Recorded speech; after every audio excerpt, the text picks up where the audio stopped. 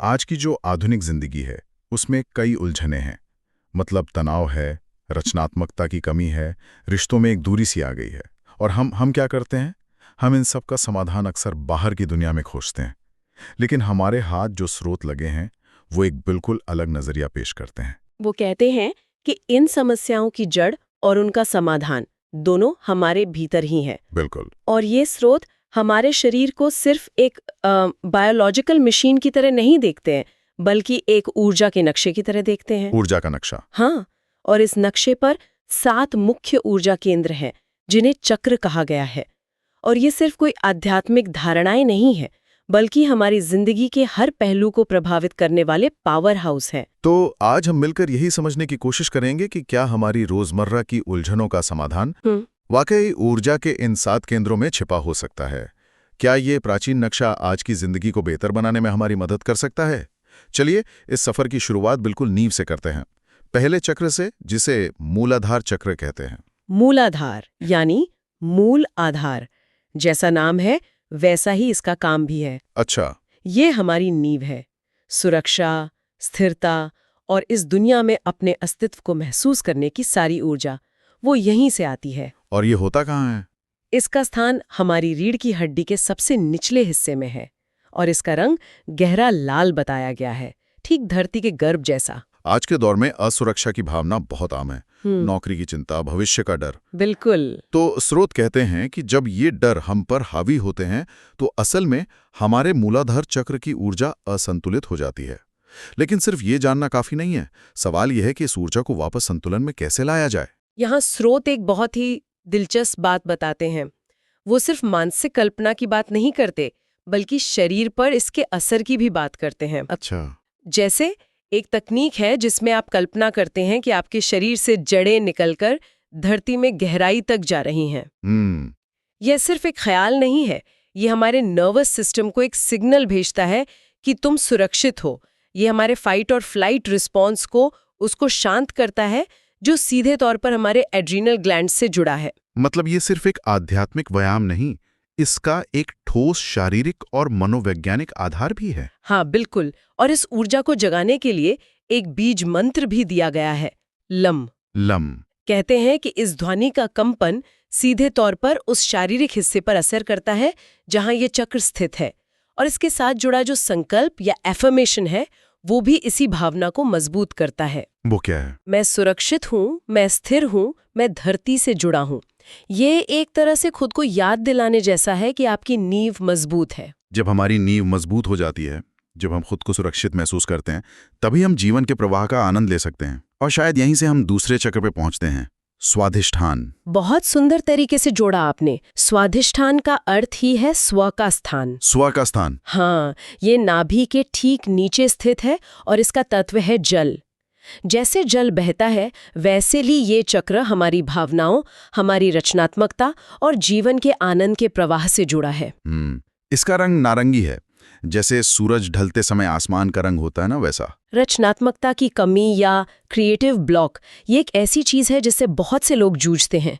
स्रोत इसे किस तरह देखते हैं? क्या ये सिर्फ विचारों की कमी है या ऊर्जा का कोई गहरा अवरोध? स्रोतों के अनुसार ये ऊर्जा का ही अवरोध है। आज की जो हसल कल्चर है उसमें हमें सिखाया जाता है कि भावनाओं को दबाओ और बस काम करो। सही बात है। लेकिन स्वाधिष्ठान चक्र हमें बताता है कि भावनाएं और रचनात्मकता वो एक ही सिक्के के दो पहलू हैं। जब हम भावनाओं के प्रवाह को रोकते हैं तो रचनात्मकता का सोता भी सूख जाता है। अच्छा। स्रोत में एक कलाकार का बड़ा दिलचस्प किस्सा है जिसकी रचनात्मकता पूरी तरह रुक गई थी। महीनों की कोशिश के बाद जब उसने अपने स्वाधिष्ठान चक्र पर ध्यान देना शुरू किया, सिर्फ ध्यान ही नहीं बल्कि पानी के पास समय बिताना, बहती हुई चीजों को देखना, तो अचानक उसे नए विचार आने लगे। ये तो कमाल की बात है। इसका मतलब ये नहीं है कि कोई जबरदस्ती रचनात्मक होने की कोशिश करे। नहीं, बिल्कुल नहीं। बल्कि अपनी भावनाओं के प्रवाह को फिर से खोलें और रचनात्मकता अपने आप बहने लगेगी। बिल्कुल। और इसका संकल्प भी यही कहता है, मैं रचनात्मक हूँ, मैं अपनी भावनाओं से जुड़ा हूँ, मेरा जीवन सहजता से बह रहा है। ये हमें याद दिलाता है कि जीवन एक संघर्ष नहीं, एक सहज प्रवाह भी हो सकता है। ठीक है, तो पहले हम स्थिर हुए, फिर हमने जीवन के प्रवाह को महसूस किया, लेकिन इस प्रवाह को एक दिशा भी तो चाहिए, एक इच्छा शक्ति चाहिए, और शायद यहीं पर तीसरे चक्र मणिपुर की भूमिका आती है। एकदम सही। मणिपुर का अर्थ है मणियों का शहर। ये हमारी व्यक्तिगत शक्ति, आत्मविश्वास और इच्छा शक्ति का केंद्र है। ये नाभि के ठीक ऊपर स्थित है और इसका तत्व है अग्नि। ये वो भीतरी आग है जो हमें अपने लक्ष्यों को पूरा करने की ताकत देती है। और इसका रंग? इसका रंग चमकीला पीला है, जैसे सूरज की रोशनी। आत्मविश्वास को लेके एक आम धारणा है कि ये सफलता से आता है, उपलब्धियों से आता है। हाँ, ये मानते हैं लोग। लेकिन स्रोत यहाँ मणिपुर चक्र की बात कर रहे हैं। कोई ये सवाल कर सकता है कि सिर्फ एक पीने सूर्य की कल्पना करने से आत्मविश्वास कैसे आ सकता है? ये बहुत जरूरी सवाल है। देखिए, स्रोत ये नहीं कहते कि बाहरी उपलब्धियां बेकार हैं, लेकिन वो कहते हैं कि असली आत्मविश्वास का स्रोत वो भीतर है। मणिपुर चक्र को संतुलित करने का मतलब ये नहीं है कि आप मेहनत करना छोड़ दें। इसका मतलब है कि आप उस मेहनत के लिए भीतरी ईंधन पैदा कर रहे हैं। ये सिर्फ सफलता पाने के बारे में नहीं है, ये अपनी शक्ति को पहचानने और सही जगह ना कहने की क्षमता के बारे में भी है। अपनी सीमाएं तय करने की शक्ति। बिल्कुल, ये अपनी सीमाएं तय करने की शक्ति है। अच्छा, तो ये बाहरी दुनिया में सफल होने से ज्यादा अपनी भीतरी दुनिया का स्वामी बनने के बारे में है। हाँ, और इसकी जो अग्नि है वो सिर्फ इच्छा शक्ति ही नहीं, हमारे पाचन से भी जुड़ी है। पाचन से कैसे? जैसे पेट की अग्नि भोजन को पचाकर ऊर्जा में बदलती है, वैसे ही मणिपुर चक्र जीवन के अनुभवों को पचाकर ज्ञान और शक्ति में बदलता है। इसीलिए इसका संकल्प है, मैं मजबूत हूँ, मैं सक्षम हूँ, मैं अपनी ऊर्जा का स्वामी हूँ। ये सिर्फ शब्द नहीं, बल्कि अपनी शक्ति को महसूस करने का एक तरीका है। जब कोई व्यक्ति अपनी शक्ति को महसूस करने लगता है तो एक खतरा ये भी होता है कि वो अहंकारी बन जाए या सिर्फ अपने बारे में सोचे। बिल्कुल। लेकिन चक्रों की ये यात्रा ऊपर की ओर जाती है, शायद हमें इसी से बचाने के लिए। आपने बिल्कुल सही नब्ज पकड़ी है। व्यक्तिगत शक्ति को साधने के बाद ऊर्जा स्वाभाविक रूप से हृदय की ओर बढ़ती है। हम यात्रा के ठीक मध्य में पहुंचते हैं, चौथे चक्र पर, अनाहत चक्र। हृदय चक्र? हाँ, हृदय चक्र। अनाहत का मतलब है बिना किसी आघात के उत्पन्न हुई ध्वनि। ये प्रेम, करुणा और क्षमा का केंद्र है। मुझे ये बात हमेशा से बहुत दिलचस्प लगती है कि प्रेम के इस केंद्र का तत्व न तो अग्नि है, न जल, बल्कि वायु है, हवा। इसका क्या मतलब हो सकता है? यह एक बहुत गहरी बात है ना? हम अक्सर प्रेम को एक भारी, बोझल भावना समझ लेते हैं, एक बंधन। लेकिन स्रोत कहते हैं कि असली प्रेम वायु की तरह हल्का, मुक्त और विस्तार करने वाला होता है। अच्छा। संतुलित होता है तो हम न सिर्फ दूसरों को बल्कि खुद को भी माफ करना सीख जाते हैं। पुरानी चोटों का बोझ उतर जाता है और दिल सच में हल्का महसूस होता है। और जब दिल हल्का और खुला होता है तभी शायद हम अपनी सच्ची बात कह पाते हैं। मुझे लगता है अब हम 5वें चक्र विशुद्धि की ओर बढ़ रहे हैं। बिल्कुल। जब हृदय में प्रेम और करुणा होती है तो हमारी वाणी में भी सत्य और मिठास आ जाती है।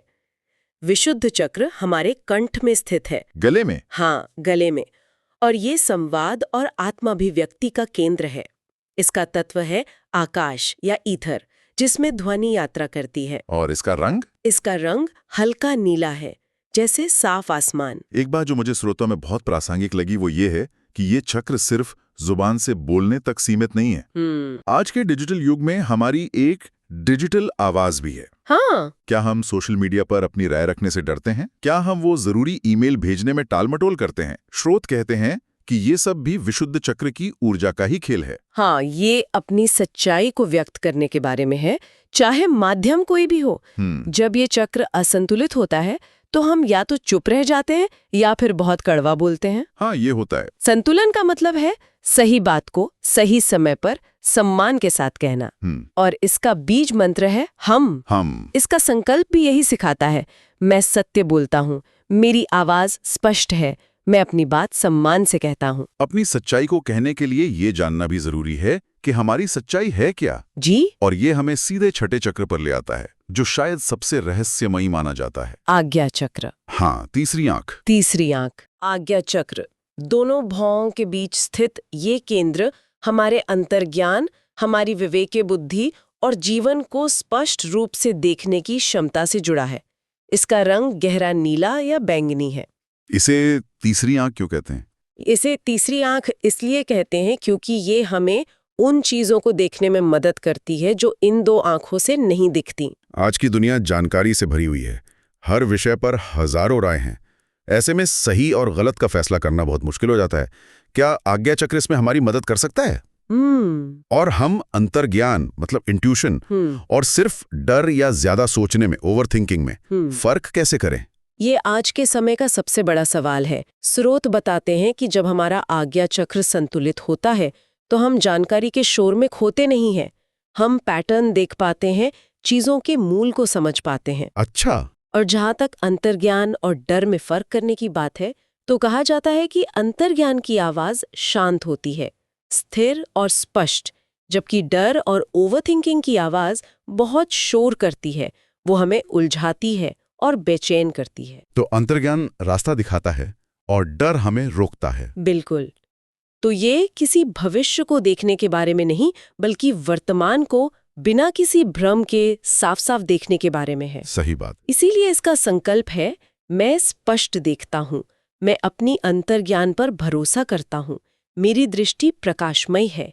यह हमें बाहरी शोर से हटकर अपनी भीतरी आवाज पर भरोसा करना सिखाता है। और जब हम अपनी भीतरी आवाज पर भरोसा करने लगते हैं तो हम इस यात्रा के शिखर पर पहुंचते हैं।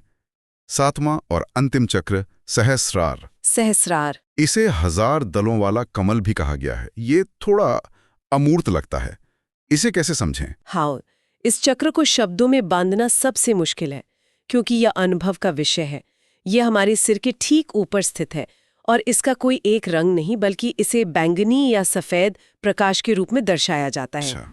ये ब्रह्मांडीय चेतना से हमारे जुड़ाव का केंद्र है। तो क्या इसका मतलब दुनिया से अलग होकर किसी समाधि में चले जाना है, या इसका रोजमर्रा की जिंदगी में भी कोई मतलब है?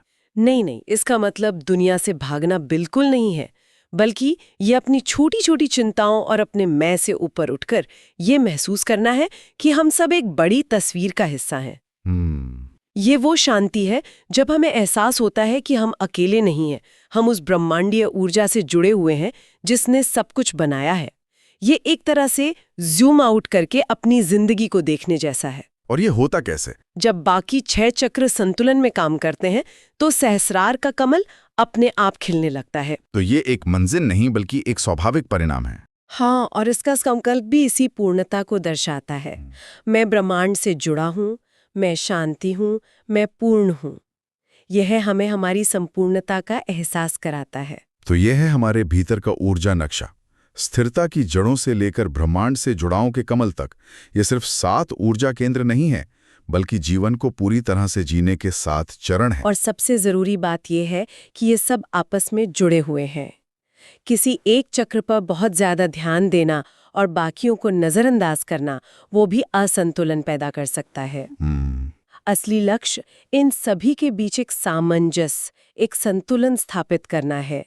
जब यह संतुलन सत्ता है तो जैसा स्रोत कहते हैं, जीवन सहज हो जाता है, मन शांत होता है और चेतना एक ऊंचे स्तर पर जागृत होती है। आज की इस पूरी चर्चा के बाद ये सोचना वाकई दिलचस्प है कि इन 7 ऊर्जा द्वारों में से कौन सा द्वार किसी के अपने जीवन में इस समय सबसे ज्यादा ध्यान मांग रहा है।